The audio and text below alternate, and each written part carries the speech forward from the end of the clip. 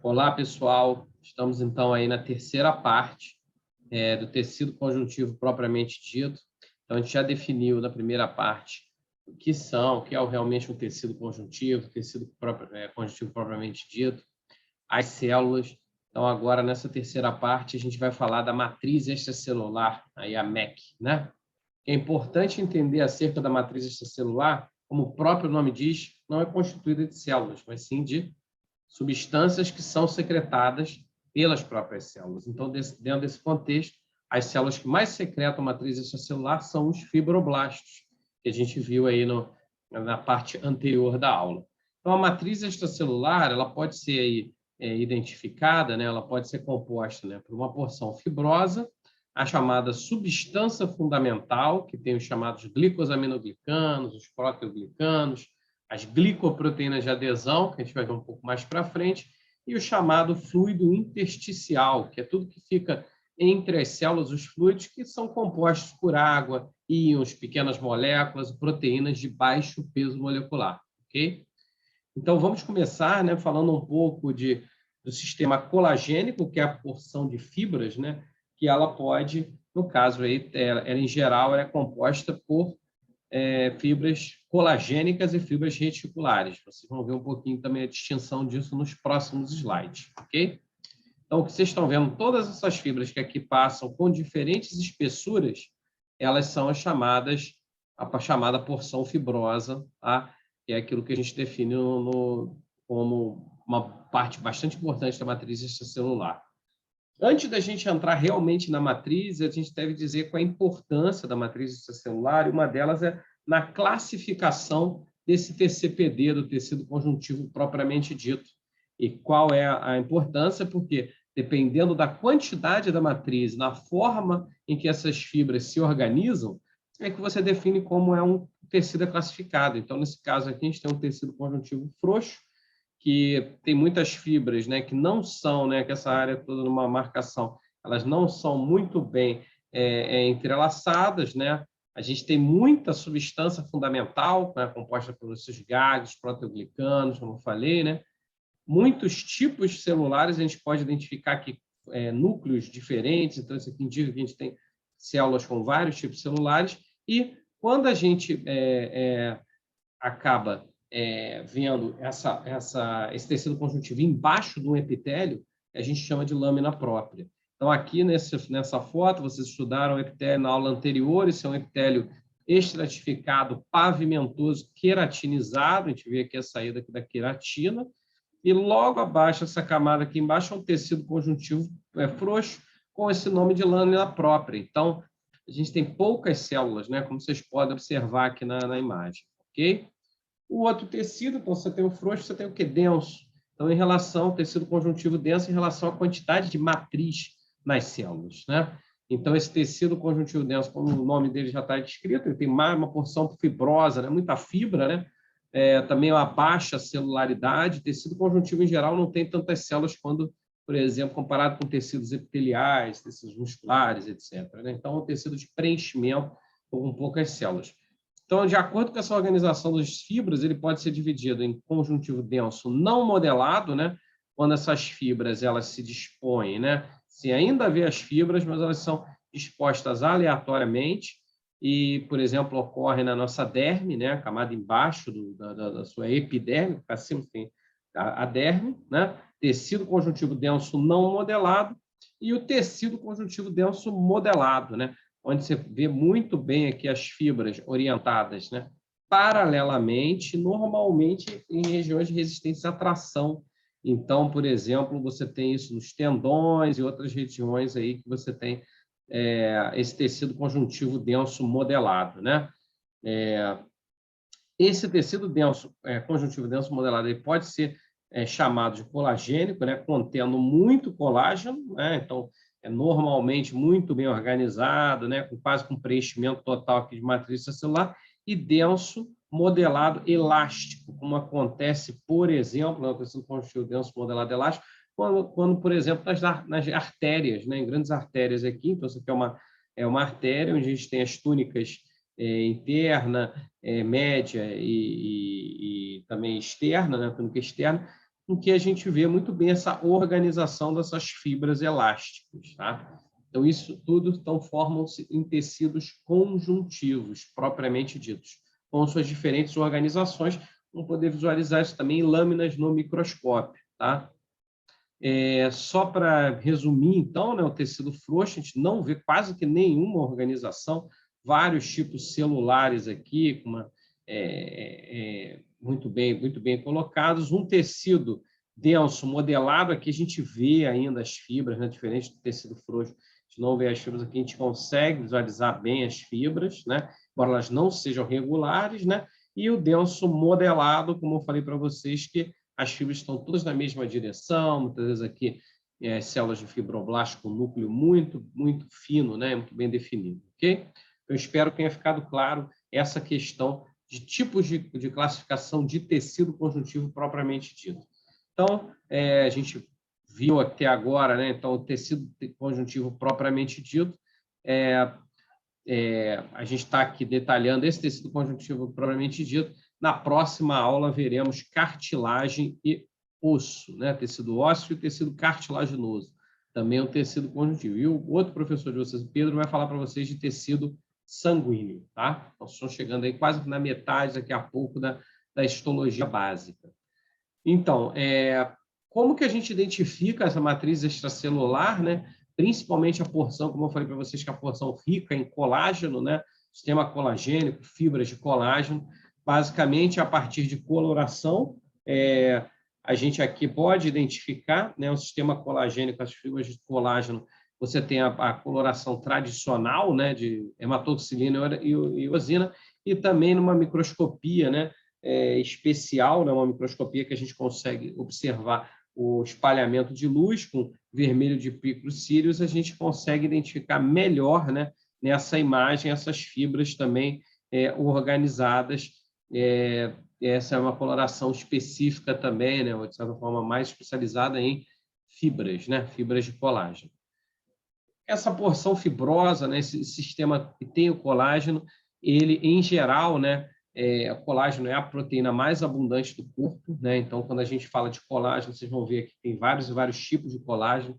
Também, como essa aula é uma aula resumida, eu peço para vocês também observarem depois, porque e lerem bastante no livro sobre os tipos de colágeno. Vocês vão ver que colágeno é uma família imensa de proteínas, né? A gente tem uma quantidade imensa e existem especificidades dependendo do tipo de colágeno, para o papel que aquele colágeno possui. Mas, em geral, a gente consegue observar, né, as fibras, né, e aí você pode observar a organização das fibras, né, e essas diferentes cores aqui numa microscopia eletrônica, é porque você não tem uma única molécula de colágeno. Aqui o que você está vendo é um agrupamento, né, de várias e várias moléculas de colágeno entrelaçadas, e essas regiões mais eletrondensas, mais escuras, são regiões onde a gente vai ver que tem moléculas de tropocolágeno envolvida, que é o precursor do colágeno, tá? Como que isso é feito? Então, o colágeno, aquilo que você observa muitas vezes numa microscopia eletrônica, aqui deixando claro para vocês, a gente não consegue identificar as moléculas de colágeno, as estriações em microscopia óptica, como que vocês veem aí com a coloração com a coloração tradicional nos microscópios. Então, a gente não consegue visualizar como você vê na microscopia eletrônica. Essas imagens em preto e branco que eu tenho mostrado para vocês são microscopias eletrônicas de transmissão. As microscopias onde você vê aquela coloração bonita é microscopia óptica, né? A partir de uma coloração. Então, essas fibras de colágeno, quando observadas ao microscópio eletrônico, isso é importante, são constituídas por fibras de colágeno, fibrilas de colágeno. Então, aqui é importante definir o que é uma fibrila e o que é uma fibra. E aqui está bem demonstrado nesse slide, né? A gente tem a fibra de colágeno, que é um conjunto de fibrilas de colágeno. Então, isso que vocês estão vendo aqui, a fibrila de colágeno, é o quê? É a junção de várias moléculas, né? Aqui você tem o tropocolágeno, várias moléculas que vão se associando, né? O tropocolágeno, tá? E vão se associando, e todo esse conjunto, né, de fibras de colágeno que tem aqui tamanho de 280 nanômetros, a gente vê entre as estruturas aqui determinadas, né, esses espaços aqui, é que a gente consegue determinar quais são as regiões em que a gente tem uma molécula de colágeno. Então, o que a gente está vendo aqui, 64 micrômetros, é justamente o espaço, né, de uma molécula, né, ou de uma região aqui, né, de sobreposição, entre uma região de sobreposição e uma região lacunar. Isso aqui é aquilo que a gente coloca aqui como 64 micrômetros. E o que é importante aqui, né? O que é importante a gente definir? Quando você tem um feixe de fibras de colágeno, então o feixe é uma associação, né? Tudo que tem aqui em volta, né? Você tem as fibras de colágeno, a fibrila de colágeno dentro de uma fibra. Então, essa associação gigante, né, dessas fibras de colágeno é aquilo que muitas vezes você consegue visualizar até mesmo numa microscopia óptica a partir de colorações, tá? Então, o que é importante a gente tirar desse nosso slide aqui? O colágeno é uma molécula, né? A gente vai falar que nem todo colágeno é fibrilar, mas aqueles colágenos que se organizam em fibras, né? Eles se associam um ao lado do outro, né? No caso aqui, o tropocolágeno, que é o precursor do colágeno, se associam e vão, então, formar toda essa fibrila de colágeno. Essa fibrila de colágeno, várias fibrilas de colágeno vão se associar formando uma fibra. Fibrila é menor que fibra, então vai ter a fibra de colágeno em volta. Como que o colágeno ele é feito, né? E é isso que está sendo detalhado nesse slide, né? O colágeno, vocês já devem ter ouvido, estão agora falando, por exemplo, da biologia molecular, que o DNA é uma dupla hélice, né? E o colágeno é uma tripla hélice. Então, a gente tem o quê? A gente tem 3 cadeias polipeptídicas, né? Ou seja, o que é um polipeptídeo? São vários aminoácidos, né? um do lado do outro, né? 3 cadeias polipeptídicas que vão se enrolando numa estrutura alfa-hélice. Cada cadeia tem aí cerca de 1000 aminoácidos. 1/3 desses aminoácidos é um aminoácido relativamente simples, que é a glicina, e você tem, então, a hidroxilação, que é a adição de um radical H em prolinas e lisinas, tá? Então, como que esse processo é feito? Então, do menor para o maior, a gente tem essa tripla hélice de colágeno, que vai se associar, né, aqui com 10,4 micrômetros, você já vai para um diâmetro já de espessura aqui de 1,5 milímetro e 300 nanômetros, uma molécula de colágeno, né, que a gente chama de uma molécula de colágeno, e elas vão, então, se agregar, esse processo também todo de agregação, vai ter, então, essa região de sobreposição, e é pelos locais em que a gente tem mais colágeno, né, sendo sobreposto, é que você tem as regiões, então, aí mais eletrondensas, mais escuras, tá? Então, você está observando aquela estriação que apareceu, no caso aqui, mais escura, é a região onde eu tenho mais sobreposição de moléculas de colágeno, né? Eu tenho mais átomos, então acaba que eu tenho uma eletrodensidade maior. Como que essa síntese de colágeno acontece, né? Vocês também, isso aqui já entra uma parte um pouco também para relembrar, para vocês aprenderem um pouco de bioquímica, né? A síntese de colágeno, para você, como eu mostrei para vocês, né? Até o final de você ter o tropocolágeno todo associado, né? Nessa tripla hélice, você tem vários processos que acontecem no compartimento intracelular, desde o núcleo, que é o processo de transcrição, né? Essa síntese de colágeno ela recebe esses chamados peptídeos resíduos, que vão realmente fazer com que o colágeno seja endereçado, né, para as regiões apropriadas, né, principalmente para complexo de Golgi. Tem os processos de hidroxilação, se vocês olharem aqui a síntese da cadeia, né, depois da tradução, né, ela acontece esse processo de adição desses radicais OH. Também existe a adição de carboidratos, né, de galactosil e glucosil, solúvel, específicos, aí, com aqueles que tinham sido adicionados às hidroxilisinas, e aí esses peptídeos, então, essa tripla hélice de procolágeno começa a se alinhar e você vai tendo, então, a sobreposição, e fora da célula é que você vai ter o quê? Essa molécula que é exportada, como o colágeno é uma molécula que fica na matriz, ela é exportada, ela vai para fora da célula, em vesículas, né, vesículas de secreção, e aí você tem o quê? O processamento desse procolágeno, formando, então, aqui o tropocolágeno. E aí o tropocolágeno é que vai se associar e, a partir dessa formação de pontes covalentes, vai formar, então, toda essa estrutura que a gente consegue observar na microscopia eletrônica. O colágeno é super importante. Aqui tem uma das síndromes, a síndrome de Ehlers-Danlos, que ela, quando você não tem, na realidade, a formação apropriada dessas fibrilas de colágeno, né? Isso é feito durante esse processo, como eu tinha mostrado aqui, a gente tem essas hidroxilações, principalmente em resíduos de lisina, né? Essas hidroxilações, essas adições de radicais OH, acaba que isso faz com que você tenha o quê? Um problema, né? No assembly, né? Na formação, da junção do colágeno, e aí o que acontece é que você tem um aumento na mobilidade articular, a articulação fica meio solta, você acaba tendo luxações frequentes, fica com problema de adesão aqui na pele, né? E você vai ter o quê? Vai ter uma elasticidade muito maior, porque o colágeno que te dá aquela rigidez. Então, é isso que a gente está observando. O escorbuto, que é uma doença muito famosa, né? Que, na verdade, a vitamina C ela também é importante para esse processo de hidroxilação das cadeias peptídicas de colágeno, e as moléculas de tropocolágeno elas também não conseguem se agregar no momento que você tem um escorbuto, pela falta de vitamina C.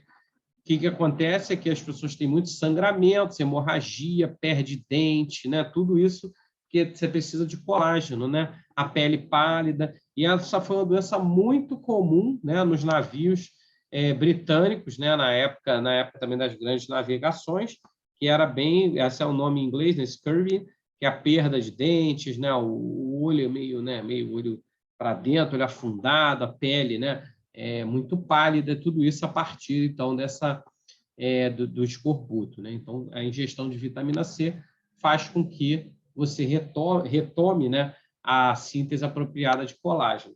Colágeno, né, aí não é o mesmo tipo de colágeno, mas colágeno também é importante para a formação dos ossos, né?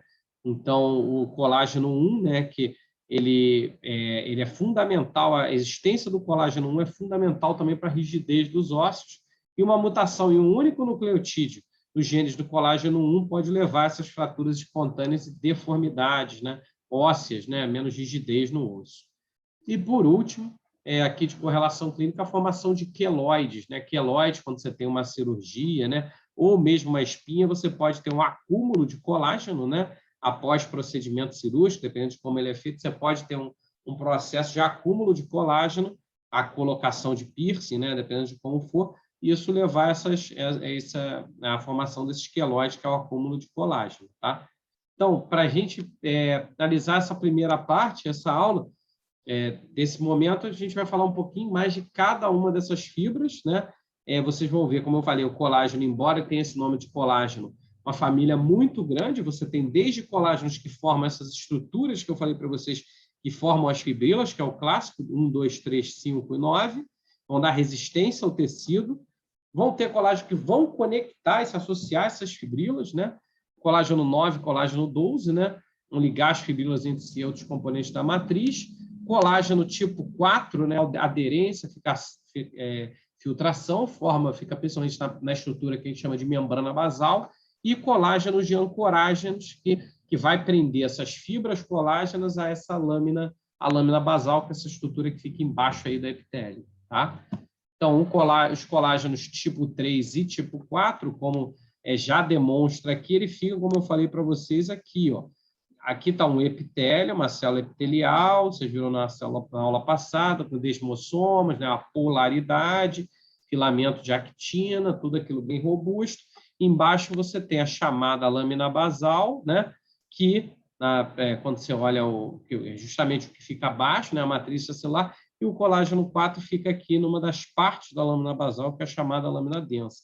Então, embaixo vocês veem vários tipos de outros colágenos se agregando, como eu falei para vocês, as fibrilas de ancoragem aqui na membrana basal, formada aqui pelo colágeno 7, a placa aqui de ancoragem com o colágeno 4, as fibras colágenos, colágeno 1 e 3 e assim por diante. Então, todas essas proteínas elas evoluíram, né, dentro do tecido conjuntivo e são secretadas por fibroblastos para fazer essa rede, né, muito intrincada de matriz extracelular junto de outras moléculas também de matriz extracelular. Tá? Aqui o colágeno 2, 3, 4, 7 e 10, né? A gente, mais uma vez, né, só demonstrando para vocês que cada um desses colágenos vai ter uma função específica, né? Como eu falei aqui, o colágeno tipo 4, as fibras reticulares, elas são aqui de colágeno tipo 3, né? E essas fibrilas de ancoragem, né? Tanto com colágeno tipo 4 quanto colágeno tipo 7. Então, isso que a gente está vendo aqui, né? São realmente esses diferentes papéis dos diferentes colágenos. Aqui, colágeno tipo 2, também aqui formando, né? Fibrila, e colágeno tipo 9 fazendo associação. Só para fechar a parte do colágeno, o colágeno 1, então, é o mais abundante, realmente, resistente a trações, ele é produzido por essas células, tanto da cartilagem, que eu falei para vocês, os condroblastos, odontoblastos, fibroblastos, né? Está presente em tendões, cápsulas, ligamentos, né? Realmente regiões de tração, né? A parte na formação do nosso dente, né? Da dentina, os esmalte, os ossos, né? Colágeno tipo 2 também é resistente à pressão, com essas fibrilas finas, né? Produzidas por condroblastos, e é típico, né? Esse colágeno tipo 2 é típico de cartilagem, inclusive nos nossos discos, entre as vértebras, os discos intervertebrais. Os colágenos 3 e 4, já nesse caso o colágeno 3 mantém esses tecidos delicados expansíveis, vai formar essas fibrilas e fibrilas finas, e é produzido tanto por células, né, de Schwann, como são células também do nosso sistema nervoso periférico, células de músculo liso, células do sistema hematopoético, e o colágeno tipo 4, como eu falei para vocês, ele vai ser o quê? Constituinte principal aí das lâminas basais, né, que ficam embaixo do epitélio. Tá? Como eu coloquei, ele é produzido, então, muitas vezes pela célula epitelial que fica em cima, né, do epitélio. Aqui a gente já tinha mostrado, né? O colágeno tipo 5, tipo 7, tipo 9, né? O 5 tem as funções desse colágeno tipo 1, né, que eu tinha falado aqui para vocês, né? Colágeno tipo 1, né? Resistente também à tração, então a gente tem sempre essa associação, colágeno tipo 1 e colágeno tipo 5 ocorrendo em conjunto, que eles formam fibrilas produzidas por fibroblastos em derme, tendão, osso, fibrocartilagem. Colágeno tipo 7 já é um colágeno de ancoragem, unindo células de tecido conjuntivo, e colágeno tipo 9 associado aí, então, às fibrilas, né? Que vai ligando, então, essas fibrilas e produzidas por condroblastos, tá? Então, gente, antes da gente entrar, né, a gente agora vai entrar nessa parte do sistema colagênico das fibras reticulares. Então, a gente vinha falando, então, da parte fibrosa, a gente vai falar de fibras reticulares. Como eu falei para vocês, ela também é formada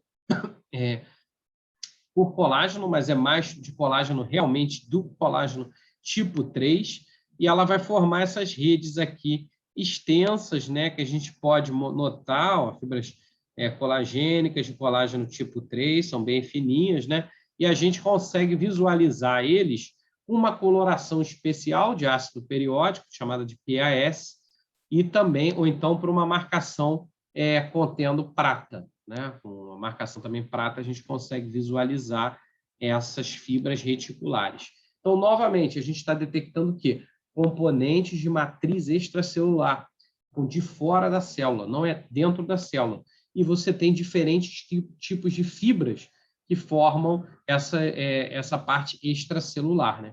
Muitas delas, então, formadas por colágeno, embora a matriz tenha várias e várias outras moléculas associadas. As fibras reticulares, como eu falei, né, muitas vezes elas ficam aí no limite entre o que fica em cima, que é o epitélio, embaixo o conjuntivo, né, em torno de aditócito, pequenos nervos, e a gente consegue visualizá-las também bem aqui, né, nessas projeções, né, todas essas projeções que aqui são visualizadas, né, a partir dessa coloração com prata, como eu falei para vocês, existe uma afinidade, né, pela prata também das fibras reticulares. Por último, né, em relação a fibras, né, a gente tem as fibras elásticas. O que são as fibras elásticas? Como o próprio nome já diz, né, elas ocorrem em regiões que têm o quê? necessidade de elasticidade, então elas são delgadas, né, que significa fino, né, longas, e ocasionalmente ramificadas, podem formar, então, feixes grosseiros e ligamentos na coluna vertebral, nas membranas elásticas, principalmente artérias aqui de grande calibre, como nesse caso aqui.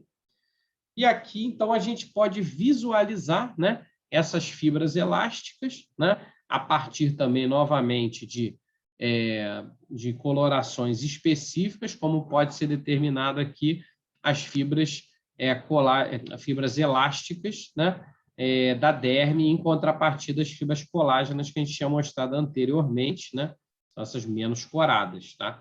Então, a gente consegue detectar, dependendo do tipo de coloração, as chamadas fibras elásticas. Tá? Em geral, as fibras elásticas você não consegue detectar elas por a coloração padrão, hematoxilina e eosina, né? E muitas vezes você precisa fazer chamada aldeído fucsina de Gomori, né? Como de Gomori, orceína, que é uma outra coloração também específica, e o que a gente está conseguindo visualizar aqui é que boa parte dessas fibras elásticas, como o próprio nome já diz, são formadas aí por elastina, né? Com alguns aminoácidos essenciais, como a desmosina e isodesmosina, e microfibrilas de fibrilina. Fibrilina é uma proteína muito importante também de matriz extracelular. Então, o que acontece? A gente pode ter um estágio relaxado, em que as fibras estão relaxadas, as fibras elásticas, como elas podem, a partir dessas ligações cruzadas, né? Com microfibrilas de elastina e fibrilina, elas podem aumentar, então, a tensão, o tracionamento.